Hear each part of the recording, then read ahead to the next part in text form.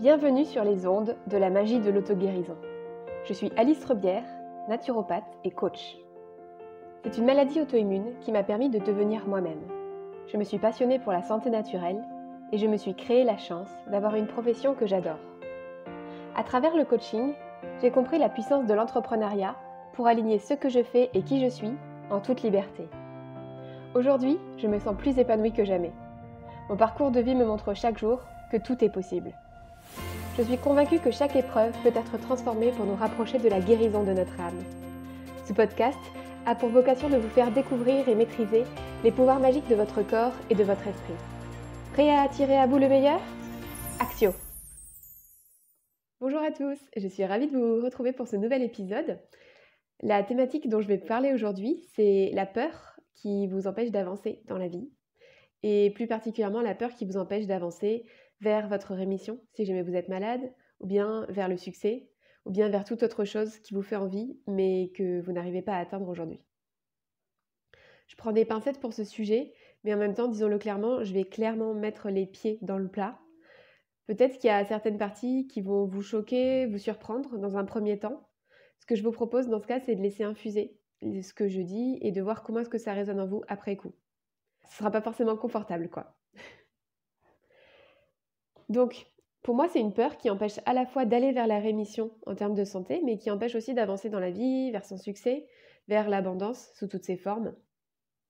J'ai envie de vous partager une citation de Paul Carton, un des pionniers en naturopathie, qui dit « La maladie n'est pas une fatalité et ne vient pas du hasard, mais elle est en lien avec l'état psychique de l'individu et de la conduite de sa vie. » Et au-delà de la maladie ou de la santé, puisqu'on va élargir le sujet, quand on a une vision holistique, comme en naturopathie, on sait qu'on a une forme de responsabilité pour chacune des choses qu'on vit, en termes de santé, mais du coup aussi au-delà, comme je vous disais. Parfois, il peut y avoir des bénéfices secondaires à ne pas réussir à aller au-delà de ces problèmes. Il peut y avoir un bénéfice secondaire à rester malade. Il peut y avoir un bénéfice secondaire à ne pas réussir à aller au-delà d'un plafond de verre qu'on s'est fixé dans l'entrepreneuriat, dans notre entreprise par exemple. En gros, il peut y avoir des bénéfices à rester dans des situations qui sont désagréables qu'on vit et qu'on n'a pas envie de vivre, mais on y reste quand même. Je ne vais pas vous faire durer le suspense plus longtemps. Pour moi, la peur qui vous empêche d'avancer dans la vie et dont je veux vous parler aujourd'hui, c'est la peur de réussir. Parce que oui, on a souvent peur de ce qui pourrait mal se passer, on se fait des scénarios catastrophes, on a peur d'échouer, on a peur que notre santé se dégrade, des fois même on a peur de mourir, on a peur de se retrouver sans rien, etc. Mais on ne se pose pas la question de qu'est-ce qui pourrait se passer, par exemple, si je vais mieux et si je guéris. Et du coup, de manière inconsciente, on a peur de réussir. La première fois que ça m'a frappée, moi, c'était pendant mes études de naturopathie. Pour la première fois, j'ai ressenti de la douceur dans mon corps, j'ai senti que c'était fluide et que je n'avais pas mal, contrairement à ce qui était le cas déjà depuis plusieurs années. Et à ce moment-là, je me suis dit, waouh, c'est la première fois depuis des années que j'ai pas mal. Et ça a duré quelques jours où j'étais comme une folle, et du coup j'en ai profité pour faire plein de choses, etc. Et après, il y a eu comme un vide de sens pour moi. Parce que depuis mes 16 ans, mon objectif, c'était ne pas avoir mal. Et là, à ce moment-là, je me suis dit, et après, en fait, qu'est-ce qui se passe ? Parce que depuis que j'avais eu le diagnostic, j'avais qu'une obsession en tête, ne plus avoir mal, ne plus avoir de douleur, réussir à y arriver sans les médicaments, puisque moi, c'était mon défi, et réussir à couper les symptômes. Et en fait, c'était devenu comme mon objectif de vie. Du coup, je ne m'étais pas posé la question de « et il se passe quoi si j'y arrive ? Et quoi d'autre ? Qu'est-ce qui se passe après ?» À ce moment-là, quand j'ai ressenti que j'avais plus de douleur, que j'avais plus mal, je me suis dit « waouh, si maintenant j'atteins ça, en fait, il me reste quoi à faire après ?» Et c'est comme s'il y avait une part de moi qui disait « mais c'est trop tôt en fait, je ne peux pas me permettre ça, je ne peux pas me permettre d'aller bien maintenant, il va falloir que ce soit plus compliqué et ça ne peut pas être aussi simple que ça. » En fait, d'une certaine manière, si on ne se projette pas au-delà de notre objectif ou de notre vision, qu'on ne voit pas plus loin que ça, on n'a pas de perspective. Donc, du coup, il y a une partie de nous qui peut se décourager et se dire ça ne vaut pas le coup d'y aller jusque-là parce qu'après, c'est fini. Et dans ce cas, soit on n'avance pas, soit le moment venu, quand on est arrivé à notre objectif, tout s'arrête. Et puis là, il peut y avoir un mécanisme d'auto-sabotage qui se met en place et on peut repartir en arrière. Concrètement, si vous tournez dans une rue et que c'est un cul-de-sac, une fois arrivé au bout, vous allez forcément vous arrêter et faire demi-tour. D'une certaine manière, c'est un peu comme rester dans une zone de confort, Alors évidemment, hein, pour moi, la maladie, c'était très, très, très inconfortable, mais la zone de confort, c'est vraiment une zone de connu, en fait. C'est ce qu'on connaît et on ne connaît pas autre chose. Et je pense que je m'étais tellement habituée à ça qu'en fait, je ne savais plus ce que c'était que de ne plus être malade, de ne plus avoir mal. Et donc, d'un côté, c'était très effrayant, parce que, parce que je ne savais pas ce qui allait se passer, en fait, pour moi, si jamais j'avais plus ces douleurs, si jamais j'avais plus cette fatigue. J'ai aussi pris conscience à ce moment-là qu'il y avait une notion d'auto-sabotage pour coller à mes croyances. C'est-à-dire que j'étais persuadée, comme beaucoup d'entre vous sans doute, qu'il y a besoin de souffrir pour pouvoir réussir et que le chemin est forcément long. Et ça, c'est valable pour la maladie, mais c'est valable pour l'argent, pour le succès, pour tout un tas de choses en fait. Combien d'entre vous ont déjà entendu il faut souffrir pour être belle » ou bien combien d'entre vous ont la croyance que ça demande des efforts pour réussir dans la vie, que le travail c'est dur, etc., etc. Ça, c'est des croyances qui ont été transmises de père en fils depuis des générations par un peu monsieur tout le monde. Du coup, dans des situations comme ça où vous êtes bloqué, vous n'arrivez pas à avancer, j'ai listé quelques questions qui seraient intéressantes que vous vous posiez pour vous aider à prendre conscience de vos blocages dans cette situation. Donc déjà, la première question à se poser, ça serait qu'est-ce qui pourrait se passer de désagréable si je réussis à sortir de cette situation? Si je réussis à aller mieux, à plus avoir de douleur, à avoir plus d'énergie, à plus être fatiguée, qu'est-ce qui pourrait se passer de désagréable? Qu'est-ce que ça va dire de moi si jamais j'arrive à sortir de cette situation? Qu'est-ce qui va s'arrêter que j'aime bien aujourd'hui? Et puis pareil, avec le succès, avec l'entrepreneuriat par exemple, une question ça pourrait être qu'est-ce qui pourrait se passer si j'arrive à dépasser le plafond de verre que j'ai fixé par rapport au montant maximal que je peux gagner dans mon entreprise? Est-ce que ça pourrait créer un gap avec mes amis, ma famille, mon entourage, qui gagnent peut-être moins d'argent que ça? Est-ce que ça pourrait changer l'équilibre qui s'est installé dans mon couple? Est-ce qu'il y a un accord tacite sur les rôles à tenir dans mon écosystème familial? Par exemple, la femme, elle doit faire ça, le fils, il doit faire ceci, etc., etc. Est-ce qu'il y a des règles un peu invisibles qui ont été établies? Après, il peut y avoir des situations où il va y avoir une forme de loyauté envers sa famille ou envers un membre de sa famille qui a vécu une situation désagréable similaire. Ça peut être par exemple une situation de pauvreté, ça peut être une situation de faillite. Un membre de la famille qui a vécu la même maladie, et comme on veut faire partie du clan, on ne veut pas le laisser seul, on est solidaire. Et ça peut se jouer de manière très très inconsciente. Dans la maladie, par exemple, c'est courant de voir des mécanismes de fidélité où on fait comme quelqu'un d'autre dans la famille, on tombe malade au même âge que quelqu'un, etc., etc. Et puis c'est pareil, on peut avoir les mêmes types de comportements avec d'autres aspects de sa vie, par exemple des schémas qui vont se reproduire par rapport au couple, pour faire comme quelqu'un d'autre dans la famille qui a vécu une situation désagréable.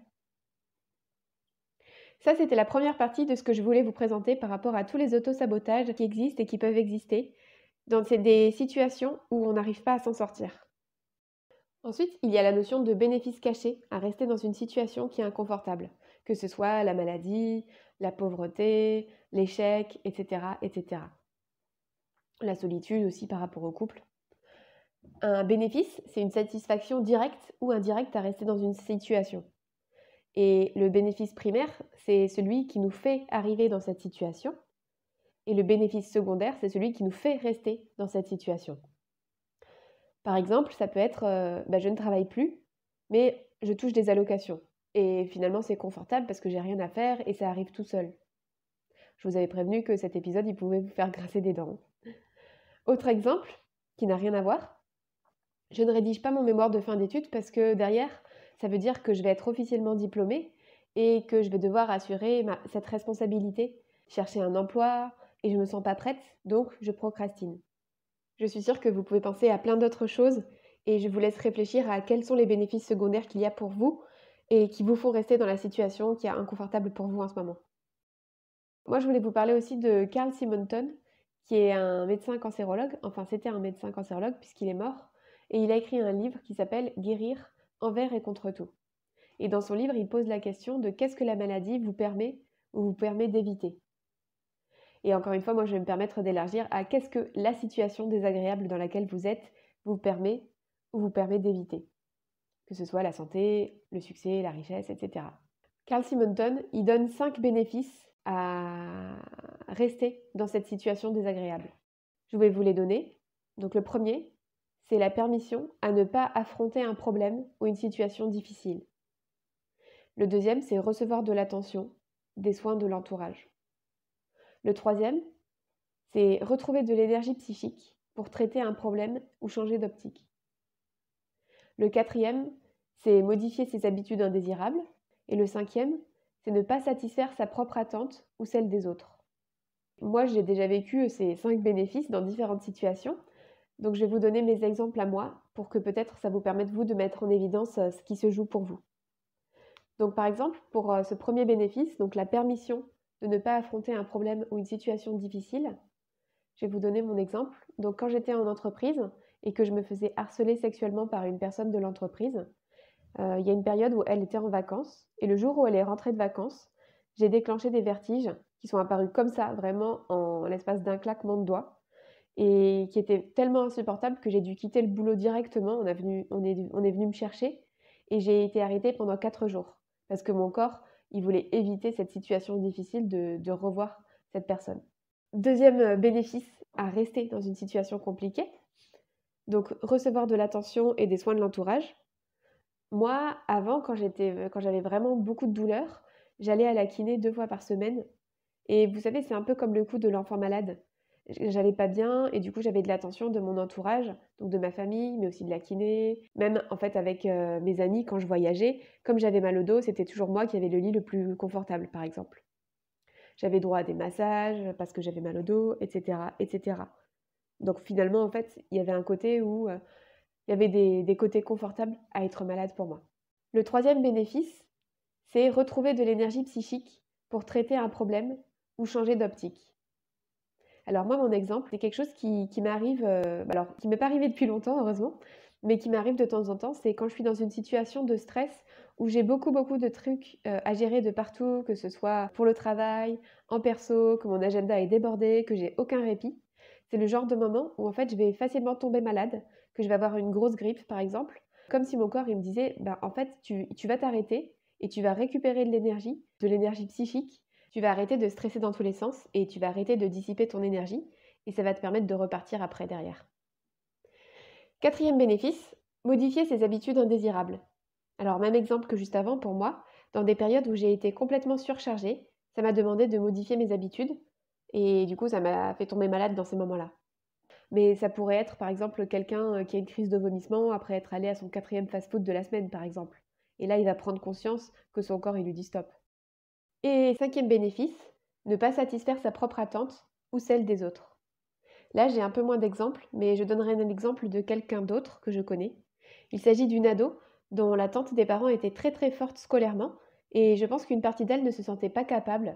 Elle avait l'impression qu'elle n'arriverait jamais à développer ce potentiel, et elle a développé une maladie qui fait qu'elle ne pouvait pas suivre un cursus classique scolaire, donc c'était une bonne manière de se décharger de la pression qu'elle ressentait dans les attentes de ses parents. Donc là, je vous ai donné beaucoup de situations avec des maladies, mais ça serait la même chose pour des situations en lien avec le succès ou les finances ou des situations relationnelles par exemple. Je vous donne un petit dernier exemple. Par exemple, vous n'arrivez pas à développer votre activité et financièrement ça ne décolle pas. Là, je vous invite à aller chercher dans les 5 bénéfices secondaires que donne Carl Simonton. Allez relire ces 5 bénéfices, ou allez réécouter plutôt, et regardez ce qui colle pour vous. Qu'est-ce qu'il y a derrière dans le fait que ça ne décolle pas? C'est quoi le bénéfice secondaire pour vous? Et qu'est-ce qui vous fait peur dans le fait de ne pas réussir? Voilà, c'est un exemple, ça peut vous parler ou ça peut ne pas vous parler en fonction de votre situation. Il y a plein d'autres exemples à donner. Je vous laisse réfléchir à ce qui est vrai pour vous dans votre situation. Et si jamais vous avez envie de venir m'en parler par message sur Instagram, vous avez mes contacts dans le lien de l'épisode, donc je vous lirai avec joie. Je suis curieuse de savoir ce que vous avez pensé de cet épisode. Pour moi, c'est vraiment cette peur qui fait qu'on reste dans notre zone de confort et qu'on ne va pas forcément avancer. Il y a à la fois, comme je vous disais, une notion d'auto-sabotage, une notion de loyauté qui peut exister, et puis des bénéfices cachés à rester dans une situation inconfortable. Alors maintenant, vous vous posez peut-être la question de qu'est-ce qu'on peut faire pour sortir de cette situation? Eh bien, la première chose à faire, c'est d'en prendre conscience. C'est pour ça que je me permets d'insister Par rapport à ça, de vous, vous allez vous poser les questions de qu'est-ce qui vous bloque aujourd'hui finalement? Qu'est-ce qui vous fait peur en termes de réussite? Quels sont les autosabotages que vous vous mettez? Et quels sont les bénéfices secondaires pour vous à rester dans cette situation inconfortable? Une fois que vous aurez pris conscience de ça et que vous aurez mis à nu les croyances que vous avez, et bien en fait l'objectif derrière c'est d'aller regarder en face ces croyances et ces peurs et de les accepter. Et ensuite dans un second temps, une fois que vous les avez acceptées, c'est d'aller les transcender. C'est un peu comme dans Harry Potter, vous savez que j'aime bien Harry Potter. Il faut trouver votre patronus qui va vous permettre d'avancer et de contrer cette peur de réussir. Et ça, moi, c'est ce que je fais dans les accompagnements que je propose. Je vous propose justement qu'on aille regarder ensemble ce qui se joue pour vous dans des situations inconfortables et de trouver ce qui bloque pour vous et donc du coup de pouvoir le transformer pour avancer et puis pour vous en détacher. Voilà, j'étais ravie de pouvoir vous parler de tout ça et encore une fois, je suis très curieuse d'avoir votre avis sur ce que vous avez pensé de cet épisode. Je vous laisse cogiter et réfléchir à tout ça de votre côté et je vous dis à lundi prochain pour un nouvel épisode. Merci pour votre écoute. Alors, comment allez-vous libérer votre magie intérieure? Si vous avez aimé ce podcast, pensez à le partager avec votre entourage pour participer à sa visibilité et à laisser un avis 5 étoiles sur la plateforme de votre choix. Vous pouvez aussi vous abonner pour être tenu au courant de la sortie du prochain épisode. À bientôt!